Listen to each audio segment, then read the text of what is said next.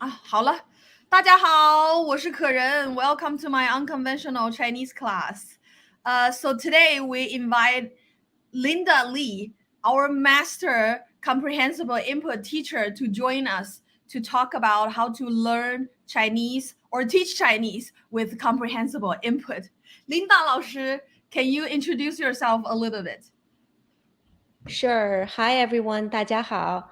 My name is Linda Lee. I'm currently in Shanghai, China. I'm working at an international school here. And I'm actually a Shanghai native, but I have lived in overseas for the past 16 years. And I worked in a number of international schools all over the world. So including Thailand, India, Singapore, Saudi Arabia, and back in the States. And now I came back in Shanghai. This is my third year here now. And Oh, it wow. is, yeah. So thank you for having me here. Linda, do you know how I find out you're a master teacher of TPRS and comprehensible input? Actually, I would love to hear that. Yes. So when I was a first year teacher, I heard about TPRS. So I wanted to work for Denver Public School, and then I managed to get a job at Denver Public Schools. So our world language department chair, Diana, she told me, okay, we don't have many Chinese teacher here. So it's really hard for me to train you to use TPRS to teach Chinese. So she just gave me some DVDs, your DVDs. And she said, just learn from Linda how to do that. And then from both your DVD and textbook and also Nick Chen, I learned so much. That was the foundation of my TPRS knowledge. And also we went to Dr. Krashen's TPRS training too. So Wow, what a story. I actually worked in a Denver public school too. yes, So Diana is absolutely an inspiration yes, and made a huge impact on not only my teaching career, on a lot of people's exactly. educational career. So yeah, thank you. Thank you for sharing that story. That seems like it's so Yes. long time ago. So I've been following your path since 2017, and I'm so excited I could invite you to here to promote comprehensible input today. The reason why I chose to do this live session in Chinese is because half of our students or teachers today here know TPRS or comprehensible input very well. But a lot of people would ask me questions like, oh, is CI only good for Chinese or is CI good for any language? It shows that some of our audience don't really understand comprehensible input. So I figured maybe it's the best we can use English to chat today.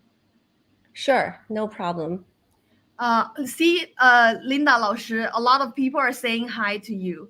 Our Comprehensible Chinese is my friend in Australia. 你好, Su Qing. Gui Fang is a really good student. I don't teach her, but her Chinese is really good. 你好, Gui Fang. 你好, Norbert. 你好, Tolek. Sorry to butcher your name. I don't know how to pronounce it. 你好, Mi Lai. So a lot of students want us to speak Chinese. A lot of students want us to speak English. So I'm thinking for this session, we'll do English. And then for the next session, I will invite another master comprehensible input teacher. And then we'll do Chinese there. So this session is for comprehensible input beginner students. 好吗? 好, Linda 老师. So I collected some English questions about using comprehensible input, and I really want to hear your input. So let me copy and paste the questions in the comment area, and let's hear what Linda 老师 think. This is the first question. Okay, I need my glasses. I need my reading glasses. Is CI the only way or the best way to learn Chinese? Well, comprehensible input. You know, it's a big concept. And, you know, if you are reflecting back upon how you acquire or how you learn your first language, and, you know, it takes a long time, right? Even though we learn our first language, you know, as in a baby, you went through these different stages of language acquisition. So, based on the research that has been done over the past 40 years, and we think the process of second language acquisition is very, very similar to first language acquisition, which, as a language teacher, you know, it's really, language is so abstract and so complex, it's really hard to be taught. If you're thinking about back when you were a little baby, how you acquire your first language, you are actually immersed in that learning, you know, that caring and loving and welcoming, a supportive learning environment. And your parents just constantly talking to you. And at the initial stage, you're just absorbing, and you don't actually talk. So when you reach maybe a year and a half and 2 years old, and then you're starting, you know, saying a word, you know, maybe phrase, and then sentence and paragraphs. And if you're thinking the total amount of hours that you're exposed to the language, it's probably 10,000 to 20,000 hours. So the second language acquisition is pretty much the same. So if you, and according to Dr. Stephen Krashen, you know, who is the expert in this field and who published hundreds of books on second language acquisition, and he said human being acquire language in only one way, really, by receiving comprehensible input. What is really comprehensible input is the input that oral or written that you understand.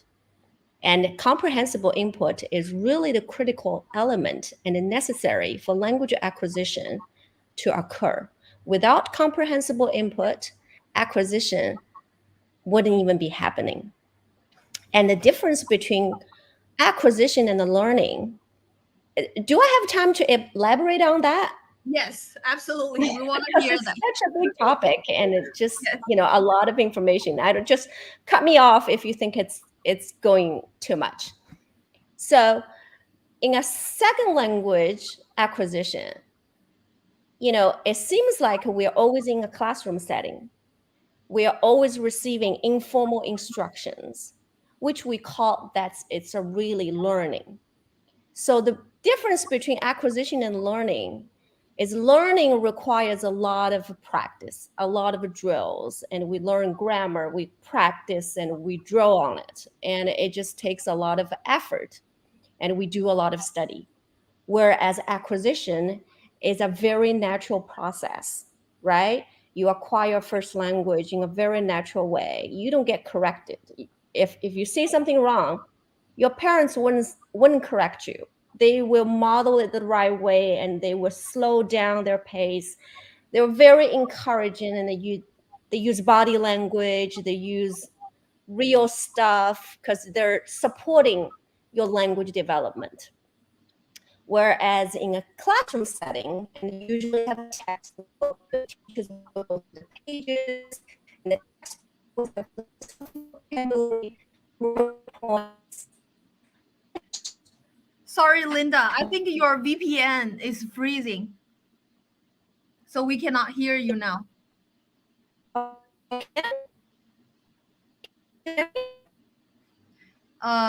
It's on and off a little bit. VPN is actually on, but Now it's working. I cut it in and out. Now it's working. Okay. So learning really related to short-term memory, whereas acquisition goes into your long-term memory. Mhm. And I think so the question is the best way to learn Chinese. It's depending your goal. Are you learning Chinese to pass certain tests? maybe you have to learn those strategies. If you are learning Chinese for other reasons, and I would rather you trust the process and be patient and have fun with it. And yes, definitely with comprehensible input. If it's not comprehensible, and all these language will become background noise, and you won't be able to increase or develop your proficiency. Mm-hmm. So, Linda, I saw someone raised a question that I hear a lot, even from our teachers. Okay. Some people think CI is only good for beginners, but not intermediate or advanced students. So I strongly disagree, but I really want to hear your opinions about this. I don't know where is that coming from though. You hear that a lot.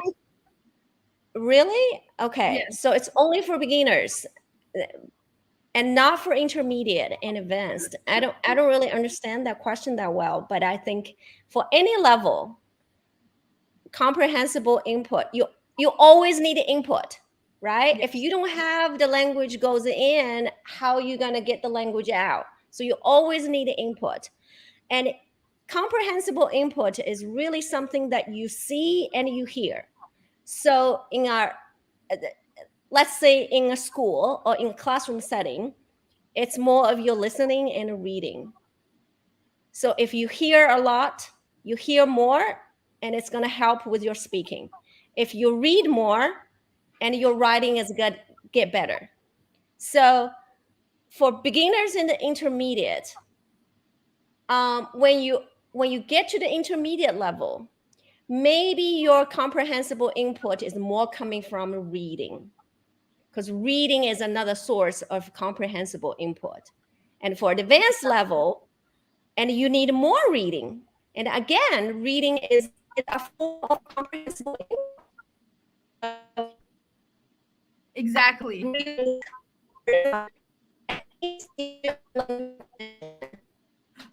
Linda, your VPN is cutting off again. So in terms of this question, I have something to say too. A lot of people will come to me and say, hey, Karen, I don't want to learn Chinese characters. I only want to learn speaking and listening. Then this is what I will tell the student. If you don't learn Chinese characters, you cannot read. But input has two parts, reading and listening. If you don't read, you lose half of your input. Then your Chinese really isn't going to go anywhere unless you really live with Chinese people and speak Chinese every single day. But still, you will be illiterate without learning Chinese characters. I don't know if the VPN works for Linda now. If not, we can take a look at other people's comment.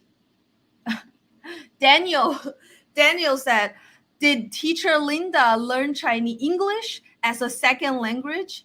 Did she use CI?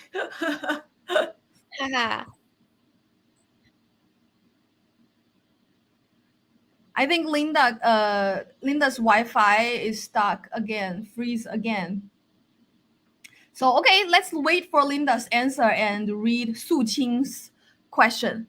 Many teachers will refer to first language acquisition, but a lot of times the input we got as a baby wasn't necessarily that comprehensible, but definitely a huge amount of repetitions. Yeah, I thought about this question too. So I think when you are just a baby in the beginning, the input we got is not very comprehensible. But your parents realize you don't understand this, then they will definitely use other stuff to help you understand. For example, if your mom asks you, 宝宝，你想要苹果吗? You don't understand. Then your mom will keep saying 苹果,苹果 and point at the apple. And your mom will try every single way to help you understand what she's talking about. And that's what comprehensible input teachers are trying to do in the class too. We use prompts to help you understand. For example, I will say 手机 and then point at my cell phone. I will say 喝水 and then do the gesture of drinking water with common words, common expressions. Oops, oops, oops. Anyways, I will use the posters to show you this is the English word, this is the Chinese word, just using every single way to help you understand. Okay, Linda is back. Linda 老师 Sorry, I guess it is kind of iffy here I in guess you China can when turn you off turn on VPN VPN. and still But I can't even. Well, can now you you hear me are now? now you are in Google Chrome. Maybe if you turn off the VPN, it still works. I turn off the VPN, but I can't get Google going. Oh, really? Okay, that's an Yeah. issue. Yeah. Okay, Okay. but now it's fine. So, what do you think about Daniel's question? Whether I use CI to learn my English as a second language? Yeah. So, Okay. did you use CI to learn English? Uh, well, not at initial stage because I started learning English when I was in grade 1. So I actually majored in English when I attended college. So I had that intensive English instruction, so to speak. And I do love grammar. And I think most of our students, they don't care about grammar. But people like me, or people who love grammar, all ended up becoming language teachers. So, so if you're counting on the years of learning English, that's a long, long time. But I still remember when I first got my job at an international school, and I have to work with a teacher, an English teacher from Australia, and my speaking and my listening was so horrible. Even in the university, all my grades were A plus. And I still remember I struggle communicating with people when I first started my international school uh, school teacher. And then I noticed that when I was in that environment, that English rich input environment, my listening and speaking went sky high. And that's the time I realized, how important the input is and how important the interaction with the input. So to speak, that's the natural communication. So there's a constantly negotiation of meaning. So when working partner would say something, then I would confirm, or I would clarify, or I would ask questions. So it is really the interaction with the English that really helped me develop my proficiency. And then I think that my husband contributes to that, the next level of my English proficiency, because he's Native American. So we spend day and night, communicating in English. So all of that, I think, would override that previous years of formal instructions in school by Yeah. far. Yeah, I agree. I think every Chinese person learned English in a grammar translation traditional way, but it didn't really work. I could get A plus in my English class, but I couldn't communicate with American people. So what really worked was truly CI, because back in college I realized I wanted to study abroad. So I started watching a ton of American shows. That's when my English became really good. So in 2012, when I actually came to the US, people would ask me, why do you have an American accent? And then I told them, well, it's because I watch a lot of shows. It's really comprehensible input. So, which brings our second question. This actually come Can I from just my chime in, student. Karen Lasher? Can I just chime in because you said you watch American shows, Oh and yeah. I think when you can you I think when you watch those films and when you listen and there's a subtitle, I think you get double amount of the comprehensible Exactly. input. A lot It's of really, people, really effective. yeah, what you mentioned is also another question. Some people will ask me, should I turn on the subtitles? I said, absolutely. If you can use some help and achieve your goal faster, why wouldn't you use it? Some people are really into immersion techniques, so they refuse subtitles, but I like it. Immersion, if there's not enough support, it's not good, because that could be submission, because it's all the language that not being comprehended, and they're just become noise. So yeah, immersion, there's another, in order for you to thrive, you need that language needs to be comprehended. Yeah. So, which brings to another question a lot of teachers and students asked me before. Do you think passive listening works? Passive listening, what does that Yes. mean? It means Passive listening, you just keep you don't listening to it. understand You anything, brush right? teeth. Mm-hmm. Like there, it's not comprehensible, you are kind of Yeah. just listening to it. Yeah. um Passive listening, they that might be helpful with your ears getting used to the tones, because Chinese is a tonal language. It is completely different from English. English has only two tones, but Chinese does have four different tones plus a neutral tone.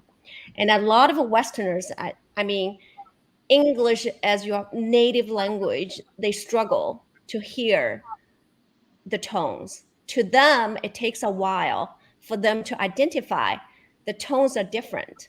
So passive listening might be helpful, like at initial stage, just let your ears get used to that tones. Mm-hmm. Okay. The second question, I guess it come from my student, Tony. He's from Australia. He said, I'm a 60-year-old novice learner. Should I use CI from Chinese movies or children's stories? What do you think, Linda? If they're comprehensible, if they're Yeah. not comprehensible, and then they're not helpful. Yeah. Even You with want to the watch subtitles. something that interesting, like you are interested in watching it. if Yes. if if the stories are not compelling enough, it's probably not gonna promote or develop that acquisition or Mhm. facilitate that acquisition. Yes. I remember in the comprehensible input training, Dr. Krashen kept mentioning this. You have to find the content interesting. Otherwise, you're learning. If you find this interesting, you just want to keep watching it or reading it, then you're not learning. You're naturally acquiring the content. Right. So I totally agree. You need to find something that's level appropriate and also really fun for you. If you like cars, watch cars in Chinese. If you like fishing, watch fishing videos in Chinese. That's the point of comprehensible input. Some student ask a very STEM question that I don't know how to answer.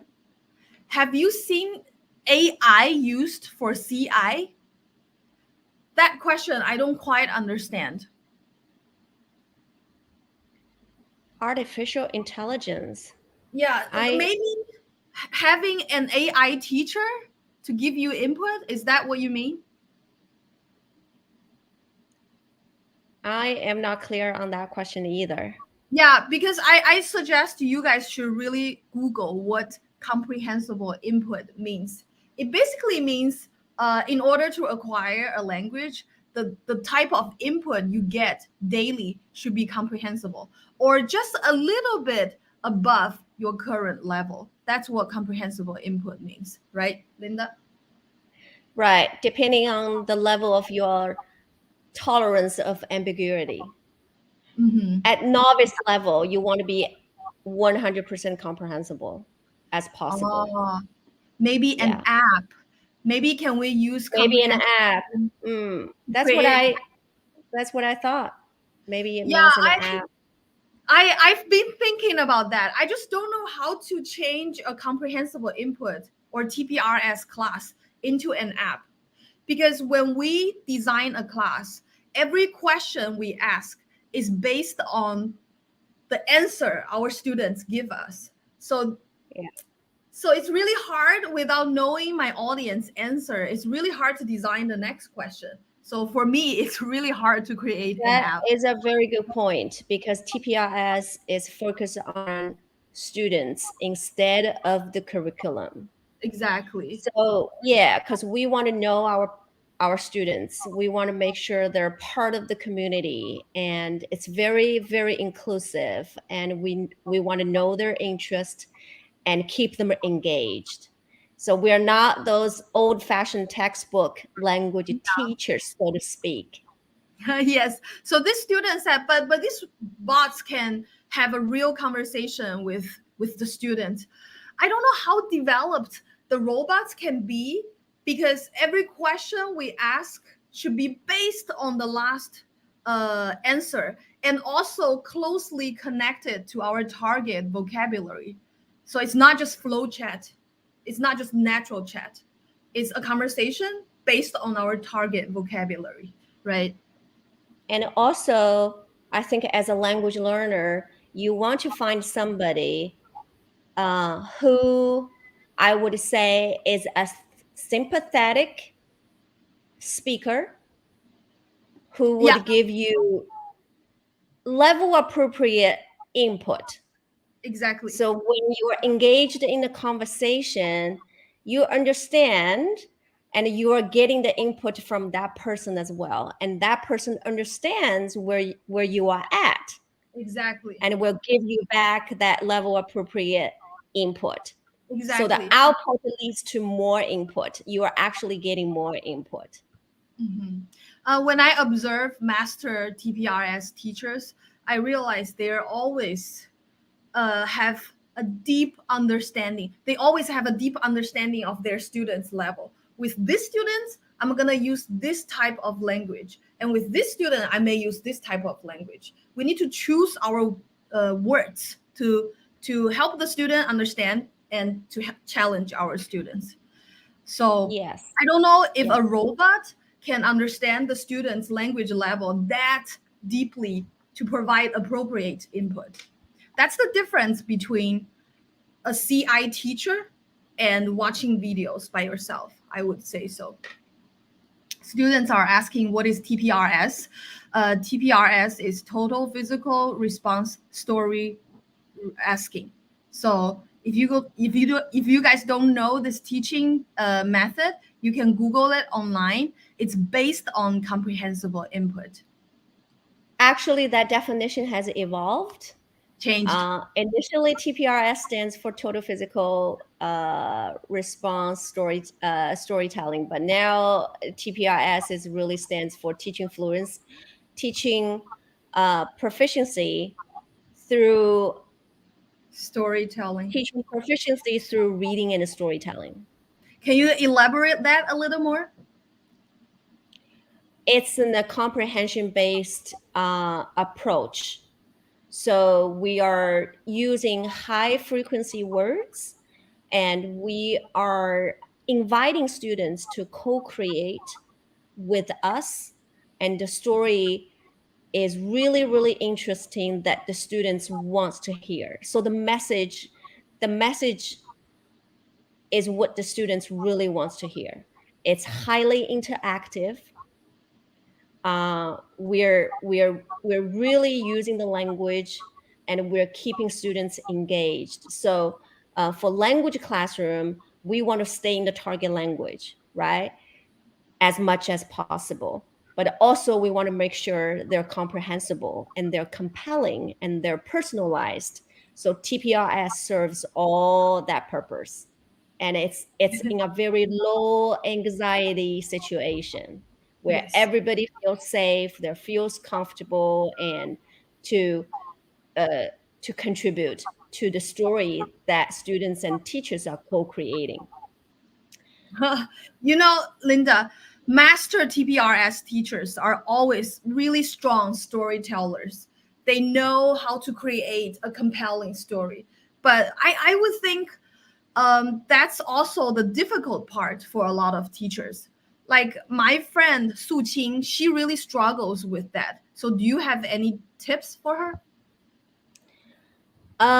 You know, every story, there's certain parts, you know, if you are not experienced TPRS teachers, you might want to have a scripted story.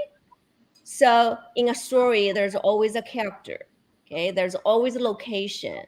There's always a problem. And you are always trying to solve the problem, but you can't, right? So you keep trying. You go to different location, you try to solve the problem. And the problem doesn't get solved. And then you go to the third location and try to solve the problems, okay? So you're creating, there is a story template like that if you are not experienced TPRS teachers. So you script, you have the questions, and you have it well planned as in a backup.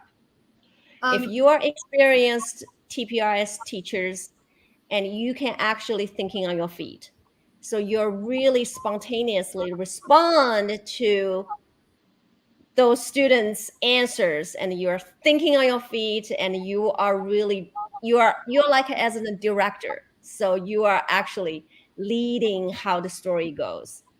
But even though with experienced TPRS teachers, not every story goes, you know, it's like a home run story. Sometimes the story goes flat, and it doesn't matter because all you want to do is really to provide comprehensible input.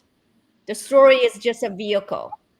So Yeah. even though it doesn't go well, you are still providing the most important input and giving the students opportunity to interact with the input. Yes. So I always feel like a good TPRS story is a mini version of a Hollywood movie. You always need to solve the problem, but then you cannot. That's how the student get the repetition. We use the verb Right. over and over Yes. again in the Yes. story. Yes. Yeah, and then you always have locations. You have different locations, so the students can visualize it. It's like when you're telling a story, they're actually visualizing. There's playing this movie in their head. Yes. Okay, now let's check the next question. I really like the question. Can I reach fluency without being in China? Can I reach fluency without going to China? Yes. Depending how you define fluency. I want to hear that. I really want to hear that. A lot of YouTubers, they will claim, I learned Chinese in 6 months. I'm fluent. And then when you hear them speaking Chinese, you're like, no, no, no. What is your definition of fluency? And I want to hear Linda's answer. Okay, I think fluency, that means you can express yourself freely without hesitation, right? So I would say if I use ACTFL proficiency chart, I would say you reach advanced, you know, in that category. That's kind of the indicator of being fluent. So Guys, here, actful. Use actful. I keep emphasizing on it. Yes. yeah. So I think in order to reach advanced level, it usually, you know, the students would go abroad as an exchange student, fully immersed in that, you know, language spoken country. So can you reach fluency without going to China? I think it's possible. If you are living in LA, there's a lot of, you know, Chinese people around. I think you can totally reach that proficiency without going to China. It's just a matter of how much input you are getting, and you know the quality of the input as well, and how you interact with it. For most of the students, I would say if they're after intermediate level, they probably should go abroad for a year, and then you're really putting yourself in that immersed environment. It would be helpful, but I'm not saying it's impossible to reach that fluency without going to China. I've seen some of my friends who reached fluency without being in China, but they are students. So they have that amount of time. They can wake up and only use Chinese. They stop talking with their American or English friends.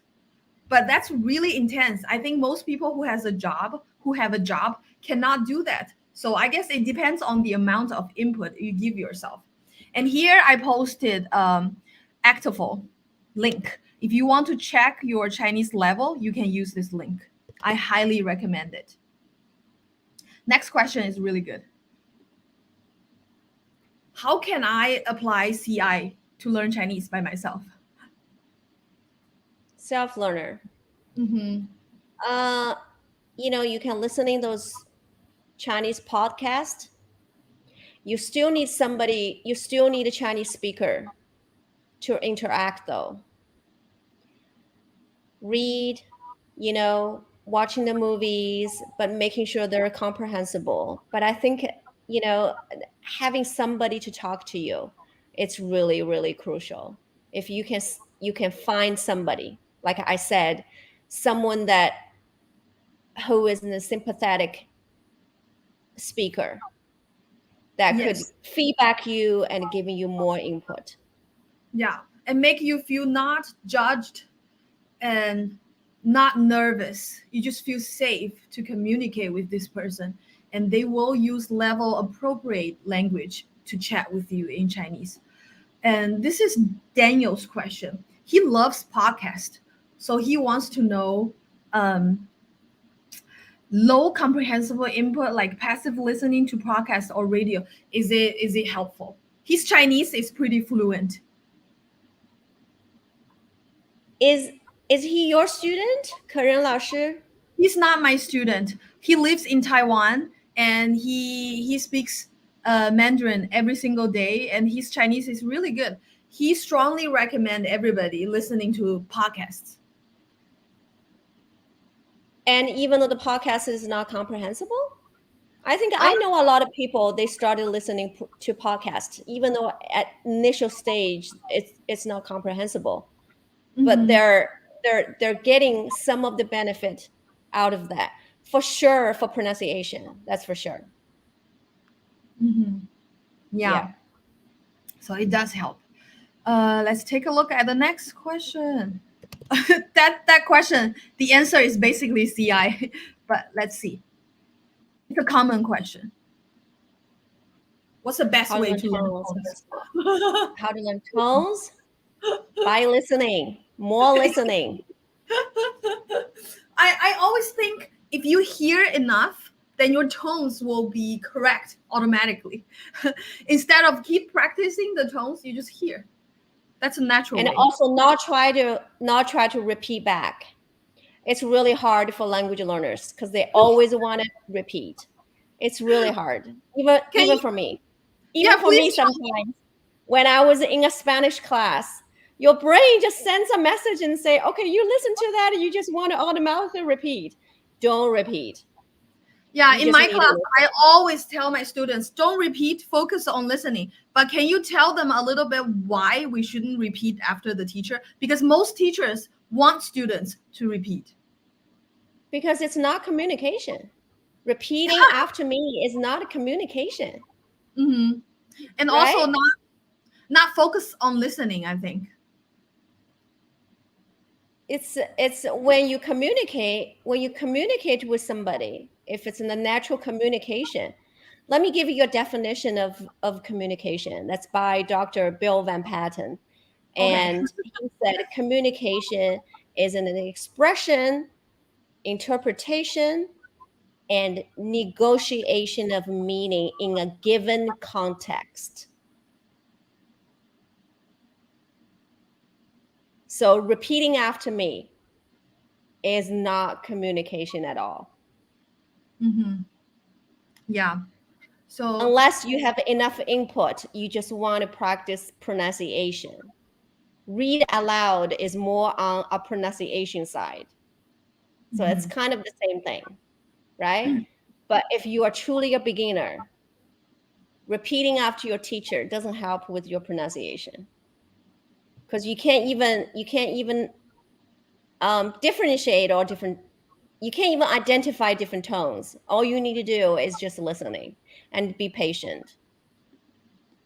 What a good answer. He said he improved. Okay, that's my student, I think, Tony. He said his tones are significantly better with listening to the lessons repetitively. I think that's Repeated listening to my tutor lessons. Yeah, so it's listening, right? listening. Yeah, It's right. Repeated listening. yeah. I always tell my students, if you want to improve speaking, the answer is not practicing speaking. It's actually keep listening. And people online, I don't know their credentials, but people online will always disagree with me. They're like, I'm teaching Chinese, I'm teaching English in China. That's not how I teach my students. You want them to speak because practice makes perfect. I don't know how to argue with these people. Well, if the speaking is to getting more input, then that's okay. Right? If the speaking isn't in the conversation, it's in the communication, then you're getting more input. But it's just the practice speaking, like a read after me, then that's not acquisition. Mm-hmm. And in order for you to improve your speaking, is not by practice your speaking, is by listening more comprehensible input. And speaking is really the result of language acquisition, not the cause. Yes. Okay. So the next question, I guess it comes from a teacher.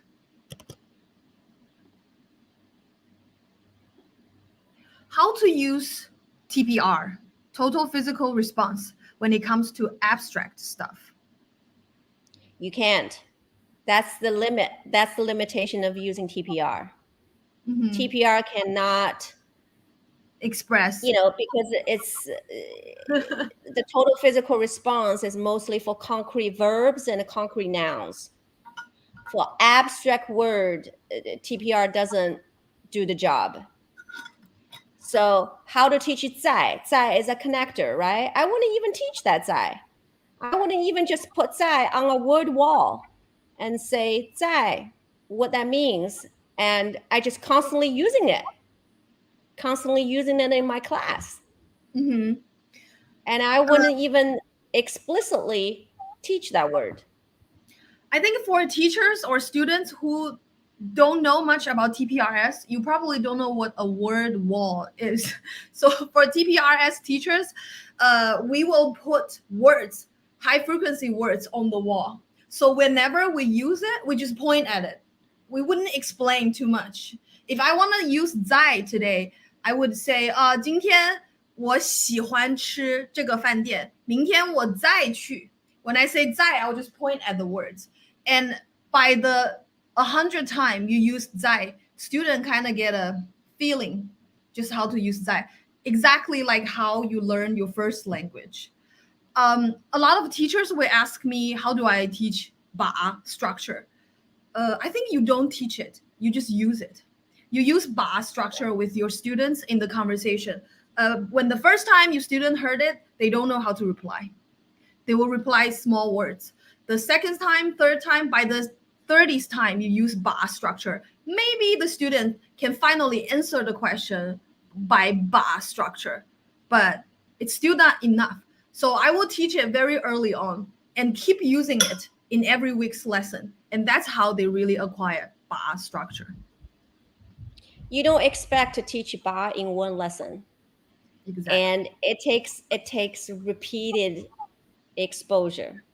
So Yes. repetition is another key element for acquisition to happen. They need to hear it in a different context. They need to hear it many, many times.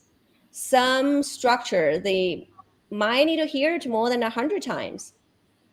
You don't know. Yes. But they need to be exposed in a different variety of different contexts. Yeah. So if my students are listening to the YouTube live, I just want you guys to know, see, even Linda says it's normal. You don't get it just the first time. It's totally normal No. when the students cannot respond the question, they get so nervous or frustrated. But that's totally normal.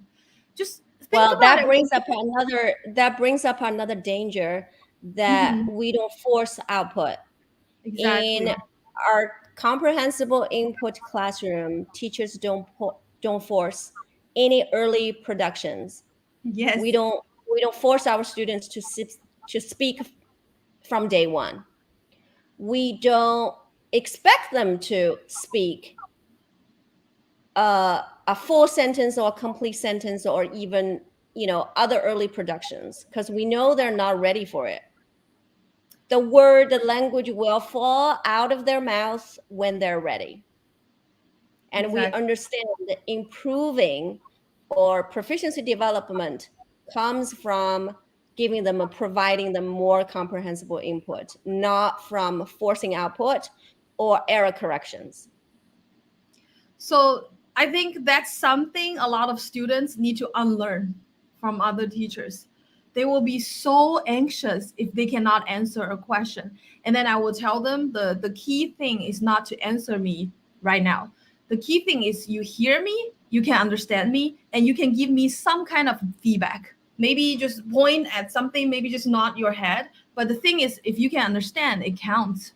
We don't have to be so nervous or embarrassed that you cannot say the sentence yet. It's really normal. Yes, absolutely. Yes. Absolutely. Um, Because you want to, if your anxiety is high, then it stops the acquisition process. So you always have to be in a relaxed, that state of mind, and then it opens up that channel for acquisition. yes. So our teacher has another question. Is it a bad idea to drill ba structure, like using the structure in the picture to Well, you describe? can drill, but it won't be remembered for long term. You can drill, that's the learning, right? You can kill and drill. Your students might be able to learn it, but I'm sure they won't remember it. So I think when you first learn ba structure, you probably just do a picture talk. Oh, let's talk about this picture, and then you are using ba, and it is a communication, right? You are asking the student, oh, did she pick up the cell phone? 她把手机拿起来吗? Oh, okay, you're talking. But I think one time, one lesson is just not enough. Uh, Maybe today you describe the picture, and then in the future, in different scenarios, you keep using ba structure. That's when the Okay. student naturally remember and acquire the structure.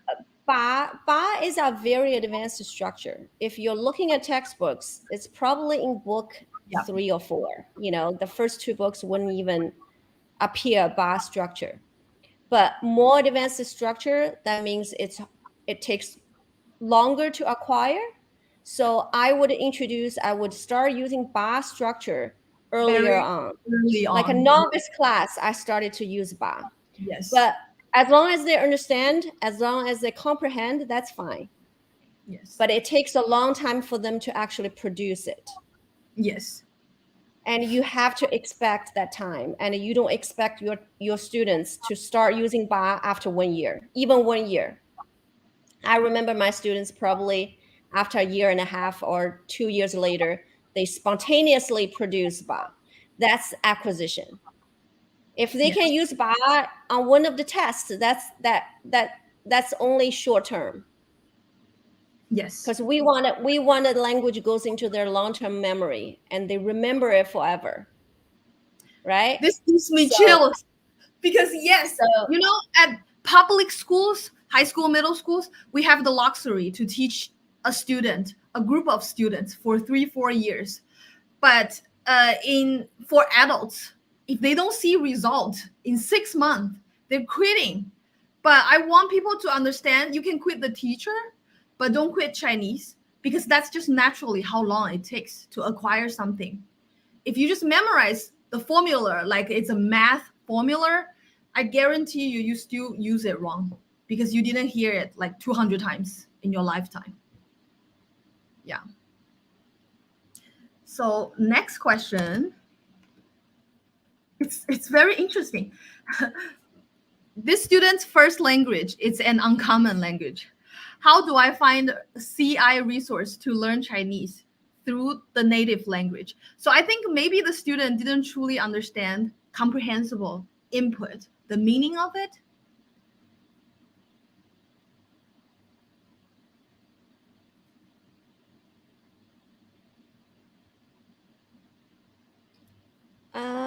I don't quite get that question either. So I'm guessing the student means, oh, if I want to use comprehensible input, then I need to find a resource in my native language. But that's not what comprehensible input means. If you want to use CI, then you find Chinese resource.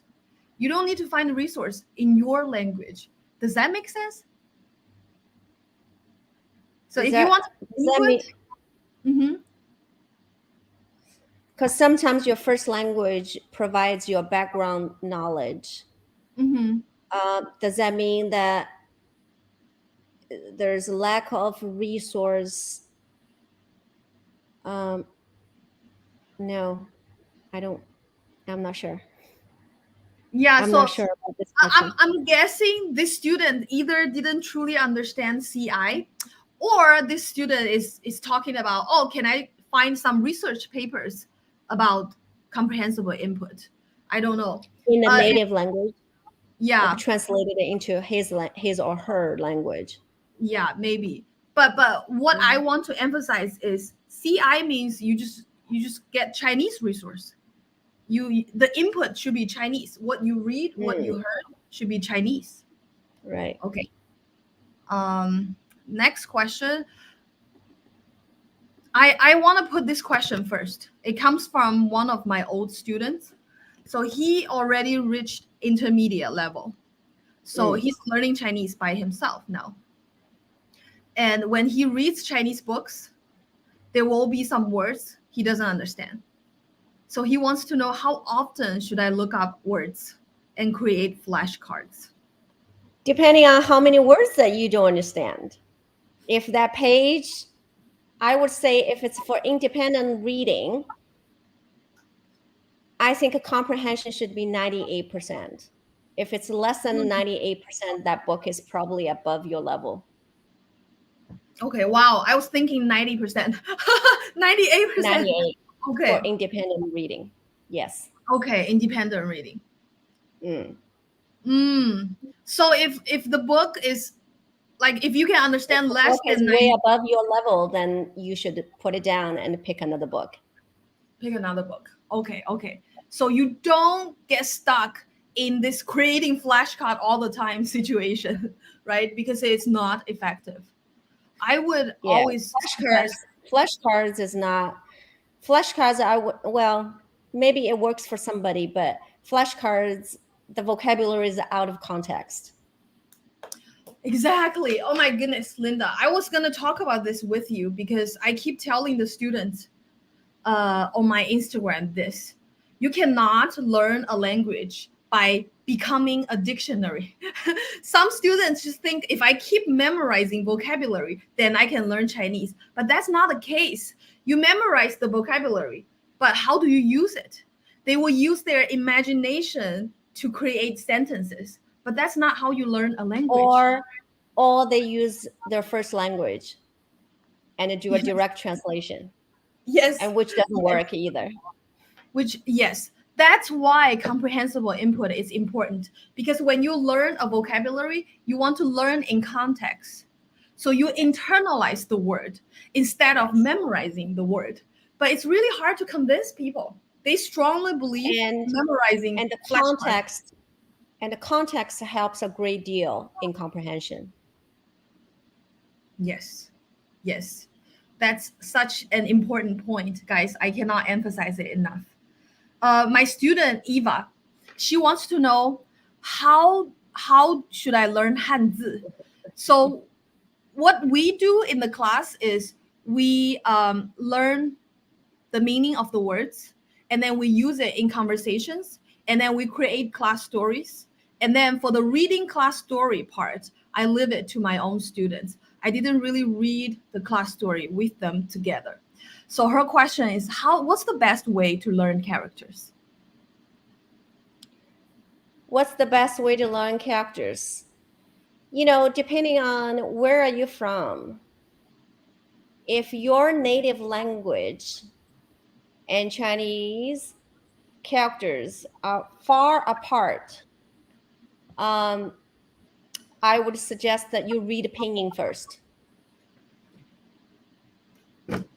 And then gradually moving on to characters. Mm-hmm. Like Karen Laoshi said, okay, so we get the foundation, the listening is the foundation. And then you know the meaning immediately, right? So you can make that quick connection between the sound and the meaning. Yes. And then you started to reading only characters. There's a lot of children's book here in China. There's a pinyin above characters. Apparently, you know, if you're English speaker, English is a native language, your eyes just goes to pinyin part immediately. Yeah. You wouldn't even notice the Hanzi part, right? So that doesn't even work. But for Chinese students, why they read pinyin and why they read the characters, because they're in an environment where they see Hanzi all the time, so they get used to that. Yes. So, but again, you know, Korean students or Japanese students, they learn Hanzi way faster. That's because their native language, they're very similar to Chinese. So it's really depending where you're coming from. If your native language is far different from Chinese, then I would suggest listening, get the foundation, and get the meaning making, and then gradually start to read. And again, you need to see the character in a variety of different contexts repeatedly in order for the Hanzi stick in your memory. And I guess the last part, after they're exposed to the sound and the shape of the characters, when we truly learn the characters, we should really analyze the components of the characters. That's when we need to use radicals to analyze the characters. But that should be the last step, because that's how Chinese kids learn characters. Right. The radicals might help you with the comprehension. Because if you encounter a new word and if you can recognize the radical, it gives you some sort of clue. What is it about? So they might partially help with the comprehension. Okay. So we have the last question. Linda 老师, thank you so much. You're very welcome. Yes, it comes from a teacher. It's a Chinese question.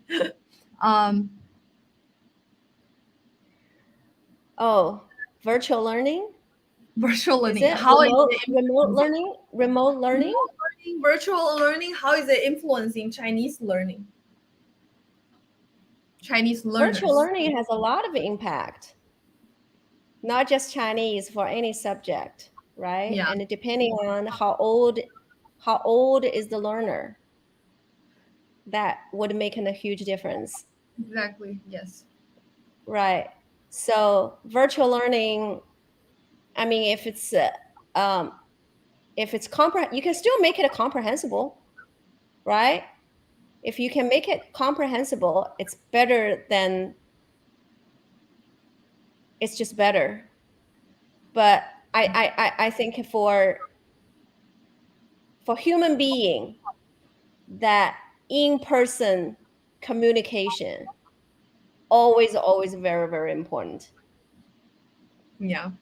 So right now for my classes, they're all through Zoom, and I can see the huge difference.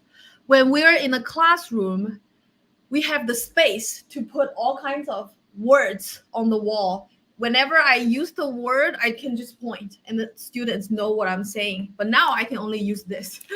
It's like a poster. It's not as there's a way to make it comprehensible, but it's not easy. Way more difficult. And also when you have a classroom setting, there's so many more games you can do with the students. Right. But when I'm in front of a computer, the teaching method shift largely to personalized questions and answers. They become limited. I would say more limited. Right. And the interaction is limited too, right? Yeah. So Yeah. I guess you can put breakout room for students and students interaction, but it's not easy for you to pop into different breakout rooms. Yeah, So the exactly. interaction is definitely, constrained in that Yeah. regard. And for example, if I teach the word "wen" today in a real classroom, I can bring stuff and make them "wen." There's so many more games you can just do, hands-on games. But in front of a computer, you're very limited. I feel limited. Right. I can still make Right. the class comprehensible, but less fun than real classroom. Yes. Yes. Yeah. Especially for those classes that are really, really interactive. Yeah. Then online is definitely not an ideal. Yeah. It's not as good as real classroom. I'll be honest with you Yes. guys.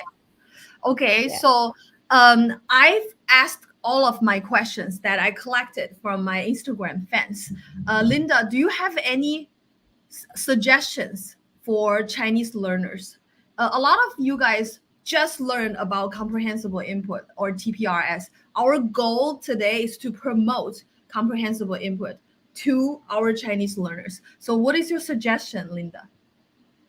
My suggestion is always getting more and more comprehensible input and try to interact with the input because that's really what matters.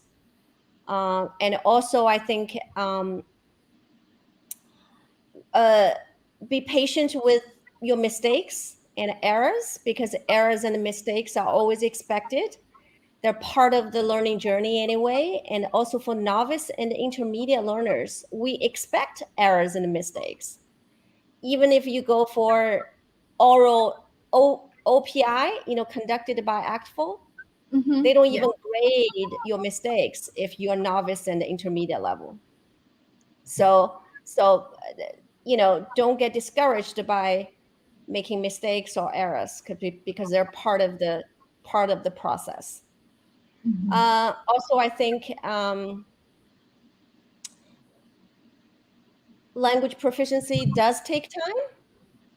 So you just have to trust the process. And I think along the way, you can have fun with it. And I really think it's not a race to fluency. It's more about the process, learning a new word, making new connections. I think there's a lot of fun part during that process that you need to enjoy. And also, when you are getting to that intermediate level, it is very, very messy. Again, don't get discouraged or frustrated because that is a natural process. And the higher proficiency you get, maybe the smaller progress you are seeing. Yes. Right? Yes. From a Yes. novice to intermediate low, it might just take 1 or 2 years.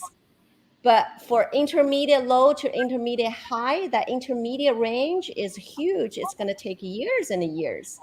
So you just have to be patient and trust the natural process and have fun with it.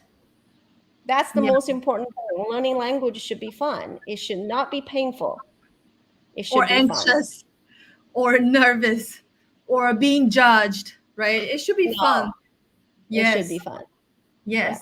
Yeah. Thank you so much, Linda. So you are my idol in terms of comprehensible input and also Nick Chen. So I can't express how excited and how amazing it is to have you here today. Our students have been waiting for like a month. I've been promoting this for a month. So thank you so much for joining us. I really appreciate your time and your expertise. And I hope you can come back again sometime, right? I would love to. If I didn't disappoint you. No way. I would love to come back. Today. Yes. And I bet students like to hear from an expert teacher about what I did right, what I did wrong, and it really helped them learn Chinese. If we can promote Chinese, if we can promote learning Chinese through CI in this episode, just even for 5 students, I'll be so happy. Thank you very much for having me. Thank you, Linda. It's fun. And thank you, it's everybody. Fun. It's thank very, you very low stress.